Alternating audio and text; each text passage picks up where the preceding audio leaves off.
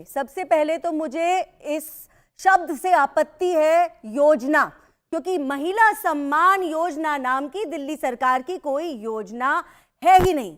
आज जो 2100 रुपए की बात कर रहे हैं उनको मैं याद दिला दूं, एक कैबिनेट नोट जरूर है, लेकिन वो 1000 रुपए का कैबिनेट नोट है, उसमें 2100 रुपए की कहीं बात नहीं करी गई। ये सारे के सारे 2100 कहते रहते हैं। तीसरा सवाल मेरा आपसे ये है कि आज आप महिला सम्मान योजना की बात करते हैं या संजीवनी योजना की बात करते हैं, आयुष्मान योजना तक तो आपने दिल्ली की जनता के लिए लागू करी नहीं। आपको दिल्ली हाई कोर्ट ने फटकार लगाई, आपको ये बताया आपके नाम के 2400 करोड़ से भी ज्यादा केंद्र से आए हुए पैसे रखे हुए हैं, जिससे दिल्ली की जनता वंचित है। आपने क्या किया? अपना ये ढिंडोरा सा पीटते घूमते हैं, झूठ करते हैं। अच्छा, सबसे बड़ी बात इनकी योजना की ये सुन लीजिए, इन्हीं के सरकार के विमेन एंड चाइल्ड डिपार्टमेंट ने अखबार में इश्तिहार देकर अपने आप को इनकी ये सो कॉल्ड योजना से परे कर लिया है। तो भाई, जिस योजना के साथ आपका खुद का सरकार का डिपार्टमेंट नहीं है, आपके मंत्रालय ने इश्तिहार देके अपने आप को परे कर लिया है, कैबिनेट नोट 2100 का है नहीं, आज आप जाकर प्राइवेट लोगों से डेटा कलेक्शन का काम करवा रहे हैं। आप सरकार में हैं, उसके बाद भी इतनी गैर जिम्मेदारी के आप काम कर रहे हैं। इन सारे सवालों पर हमको जवाब चाहिए। और आखिरी बात, आज आप बार बार कांग्रेस के ऊपर जो उंगली उठा रहे हैं, भाई जाकर उन्हीं के आगे पीछे इर्द गिर्द आप ही घूम रहे थे ना, कह रहे थे राहुल गांधी भारतीय जनता पार्टी प्रवक्ता कर रही है। अरे हमारा कांग्रेस से कोई लेना देना नहीं है। अभिषेक, लुधियाना में जिस तरीके से रोकने का कार्य किया भारतीय आम आदमी पार्टी को, करने का ये तरीका नहीं है। आपके बीच में मैं बोली नहीं और आपसे उसी शिष्टाचार की मैं अपेक्षा रखती हूँ। रख सके तो रखिए। हम तो कांग्रेस के खिलाफ भी चुनाव लड़ते हैं और आम आदमी पार्टी के खिलाफ भी चुनाव लड़ते हैं, लेकिन इनकी तो दोस्ती भाईचारा क्या है ये बोल नहीं पाते। एक चुनाव में जब इनको साथ आने में अपना लाभ दिखता है, तीनों एक साथ खड़े हो जाएंगे और कहेंगे हमारा नाम है INDIA, लेकिन जब इनको अपना लाभ नहीं दिखता, ये अलग अलग खड़े हो जाते हैं। आज चंद्रबाबू नायडू पता है कौन है? आखिरी बात, चंद्रबाबू नायडू आखिरी बात सबका काउंटर आपको देने की जरूरत नहीं है, सबको पहले बोलने का मौका दीजिए। भारतीय जनता पार्टी तय थोड़ी नहीं करेगी। मैं ही तय कर रहा हूं। धन्यवाद एंकर जी। आखिरी बात मैं ये कहना चाहती हूँ, महिला सम्मान जैसा शब्द इनके मुंह से शोभा नहीं देता। क्या हुआ जब स्वाति मालीवाल के ऊपर इन्होंने ही आक्रमण किया? वो सम्मान था या अपमान था? सीसीटीवी की बात ये 2013 से करते हैं, कहाँ है वो सीसीटीवी? प्लीज मुझे 30 सेकंड दीजिएगा। मैं आपके चैनल के माध्यम से आश्वस्त कर देता हूं दिल्ली की जनता को कि ये कितनी भी कुछ भी कर लें, जब तक आपका बेटा, आपका भाई केजरीवाल है ना, 2100 रुपए वादा किया वो पूरा करेगा। आप देखिए फिर से काम करेंगे। अभी ये दुहाई दे रही थी, डिबेट करने का शिष्टाचार बता रही थी। अब जवाब लीजिए। ये महिला सम्मान की बात करते हैं, जैसे जब ये महिला सम्मान के प्रतीक भाई बात करते हैं तो ऐसा लगता है ओसामा बिन लादेन अहिंसा पे उपदेश दे रहा है। वो महिला सम्मान जो ब्रजभूषण जनता पार्टी है, वो महिला सम्मान जो फेंगर की पार्टी है, जो चिन्मयानंद की पार्टी है, वो महिला सम्मान की बात करती है। मैं बार बार कहता हूं भारतीय जनता पार्टी के प्रवक्ताओं को पढ़ के आना चाहिए, अनपढ़ जैसा बात नहीं करना चाहिए। वो भारतीय जनता पार्टी डिबेट बार बार कहता हूं, डिग्री नेता का फर्जी है तो आप पढ़ लिख करके आइए। ये अरविंद केजरीवाल जी की पार्टी, यहाँ पे आपके पैतरे काम करने वाले नहीं है।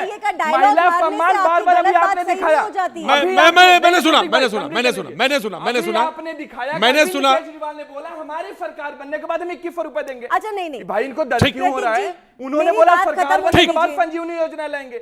आयुष्मान योजना की बात हो रही है, कहते हैं कि अगर आपके पास स्कूटर है, पक्का मकान है, ठीक है, तो आपको लाभ नहीं मिलेगा। ठीक अभिषेक, आपने नहीं दिया। पर मैं आखिरी बात ये कहना चाहती हूँ, पहली बात तो अभिषेक ने जवाब नहीं दिया, ना 2100 वर्सेस 1000 रुपए की बात पे जवाब दिया, ना इन्होंने जवाब दिया कि विमेन एंड चाइल्ड डिपार्टमेंट ने इश्तिहार देकर इनसे अपना पल्ला झाड़ लिया। और आखिरी बात, जो यहाँ पर खड़े होकर बार बार हर चीज की दुहाई दे रहे हैं, मैं इनसे फिर भी पूछना चाहूंगी, चलो आयुष्मान योजना आपके हिसाब से खराब है, बट खराब योजना का भी लाभ आपने अपनी जनता को उठाना नहीं दिया। अच्छा, ये मुझे बताइए। अच्छा, छोड़िए। मैं बहुत सारे सवाल हैं, सवाल जवाब चारू पूछना चाहती हूँ, जो आप ये सो कॉल्ड योजना लॉन्च करना चाहते हैं, इसका बजट क्या है? कितने रुपए लगेंगे? कहां से आएंगे ये रुपए? क्योंकि जब हमने लास्ट चेक किया, 10,000 रुपए का हाई इंटरेस्ट पे लोन मांग रहे थे केंद्र सरकार से दिल्ली सरकार। 10,000 करोड़ और एक डिपार्टमेंट का मैं आपको बजट। अच्छा, मुझे डिबेट के हिस्से में पढ़ने दीजिए। मैं आ रहा हूँ, नीति जी आपके पास भी आ रहा हूँ, पाठक जी आपके पास भी आ रहा हूँ। समाजवादी से तो पूछा ही नहीं, बस मैंने पूछा था राज इधर हो या इधर हैं, तो ये तय नहीं कर पा रहे थे कि इधर हैं या उधर हैं। बहरहाल कोई बात, दिल्ली का मसला है तो इनको इतनी छूट मिलनी चाहिए। मैं आपसे सिर्फ ये पूछना चाह रहा हूं कि काहे के लिए पंजाब पुलिस से आप जासूसी करवा रहे हैं? कांग्रेस कह रही है आपसे, पूछ रही है, आप ये बताइए मुझे। प्रतीक भाई, मैंने बड़ा ही स्पष्ट शब्दों में आपको बता दिया कि आज कांग्रेस पार्टी भारतीय जनता पार्टी की स्क्रिप्ट बढ़ने का कार्य कर रही है, उनके गोद में खेल रही है। मैंने आपको 3 प्रमाण बताए। टेक योर पॉइंट, आप आता जवाब दीजिए, फिर मैं आप समाजवादी पे आता हूं। खूबसूरत अंदाज में वो झूठ बोल रहा था सलीके से, मैं एतबार ना करता तो क्या करता। एक साहब ने कहा था कि मैं गंगा को साफ कर दूंगा, एक साहब ने कहा कि मैं यमुना को साफ कर दूंगा। आज तक ना गंगा साफ हुई, ना यमुना साफ हुई, ना वो डुबकी लगाने जाते, ना ये लगाने जाते।